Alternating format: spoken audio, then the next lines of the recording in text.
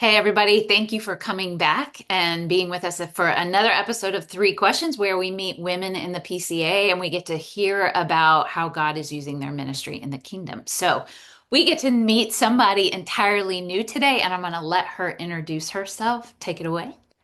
Hi, my name is Judy Puckett, and I live in Westminster, Maryland, which is a rural town in northern Maryland. And I serve at Chapelgate Presbyterian Church as the Director of Spiritual Formation for Women. But more importantly, I have three wonderful children and a wonderful husband, and we live on a small farm. Ooh, I want to hear just a little bit more about that. What's on the farm? It's just a hobby farm, and we have beef cattle. Mm. And so we have delicious meat, but we're just small. We only have, like right now, we only have 11 head of cattle, but it is a great hobby and we love to just watch the cows. Yes. And it's great, except when they get out and are being stubborn, and then it's Oh, horrible. yeah, Yeah. that sounds horrible, but I Yeah. love the picture that it forms in my head. Okay, so here are three questions. Tell Okay. your little corner of the kingdom and what you're doing there. Let's just start with that one. Okay.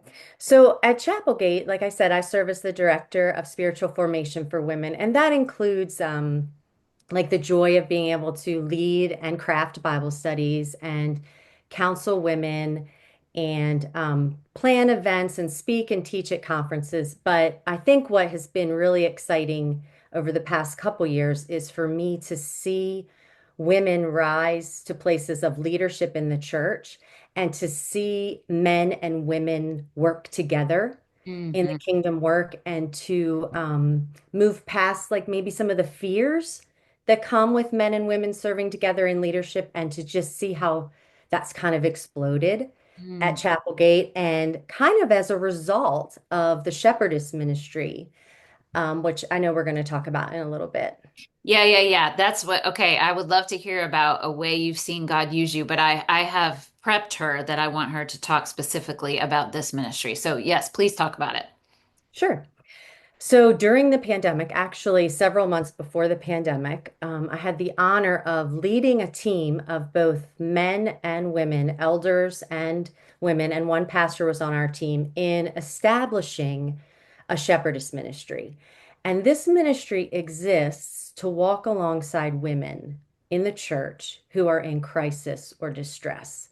And it's a collaborative ministry where an elder and a shepherdess work together to provide a care team for a woman who is in crisis. And those cases can include domestic abuse, Mm. infidelity. We've seen a lot of issues with gender identity in marriages and also with children.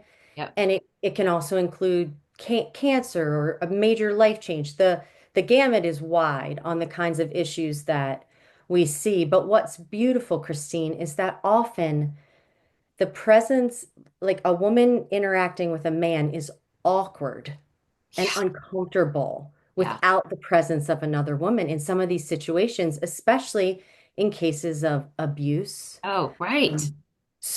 Um, it's necessary. I believe every church should have a ministry like this where elders and women leaders are working together to care for the women of our church because these women are in all of our churches. Hmm. These women who are being abused or have been in abusive relationships or are struggling with gender identity issues, they are in our churches. The church is not exempt Yep. from these kind of issues, and we need to be able to step into the mess, Yes. to be trained, to be equipped, and then to recognize we don't know what we're doing really, but to rely on the Spirit to equip us to walk alongside women who are hurting. And I'm assuming there have already been churches that are hearing and are like, "Hey, how do we do this?" And what do you Exactly. tell them? Do you just is there something some package you can deliver? Do you go train them? What do you tell them when they ask? Kind of all of those things. So we began with a model that Christ Covenant Church in Matthews, North Carolina, they were doing this. And Okay. so we kind of looked, we used them as a template, and then we contextualized that for Chapelgate. And it took us quite a while to do that because, as you know, every church is different, and what works perfectly in one context doesn't work perfectly in every context. Yep. So What I tell people, and this has been one of the most awesome parts, is that pastors are asking, like, Hmm. hey, how do we do this? Hmm. And Mike has done a great job of connecting me with some of them. And sometimes it involves like they just want my resources, they just want documents, and that's fine. I'm happy to send them. Often we'll have a Zoom call or a couple where we'll just begin talking and they can kind of rapid fire pepper questions to me. There's a church, another PCA church in our town, and I went and visited with them and kind of did some training and met with some of their women leaders and their pastor. And we just kind of talked through. And a lot of times it's just a lot of questions Yeah. because they really need to see how is this going to work for our church. Yes. And I like to provide them some resources.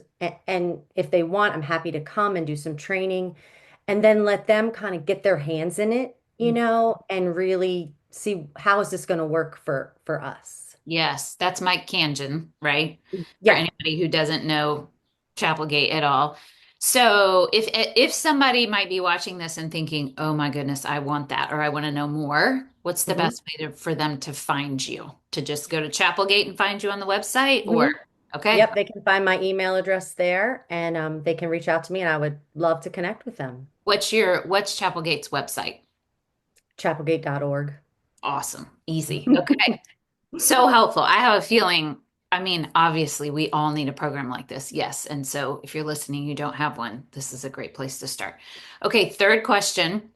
Mhm. What can we, your brothers and sisters in the PCA, I'm thinking now as we're recording, lots of our brothers and sisters are at General Assembly. What can we do to encourage you in your work, just in general? What can we as a denomination do, as individuals? What would help? I think one of the most important things, the biggest prayer request that I have is that men and women would move past any barriers or fears or whatever it is to seeing women in leadership in the church. It's Hmm. been my experience and maybe yours too that women aren't looking to take over. They aren't looking to become elders and pastors, but they do have a voice and it's an important one and it's one that needs to be heard. And in a lot of these situations, I mean, Chapelgate's been such a blessing because, the elders and the pastors, they'll come to my team of women leaders and they'll say like, okay, we don't know what we're doing. We don't Yeah. know how to enter into this. And that spirit of humility and need and desire, it's so beautiful, Christine. And I that's my biggest prayer is that pastors would step forward and say, "Hey, not like what can we let our women do?" I Right. absolutely hate the question, Yes. but we need our women. We Hmm. need them and we want their voice. And we're a family, and the family works best when everyone is working and collaborating together. And so Hmm. that's really my prayer for our denomination is that we would see it not as a threat, but as something beautiful and glorious and such a amazing picture of the gospel on display. And it's got to be just to see the movement of sort of us versus them to like brother and sister together has to be so encouraging and It beautiful is. to see the It gift is. and the love and respect and it's got to be hmm yeah. Yeah. Thank you so much. Thank you for being willing to just give us just a little bit, just a little peek into what's going on there and the resources and thanks for your willingness. I appreciate it. Sure. I was happy to do it.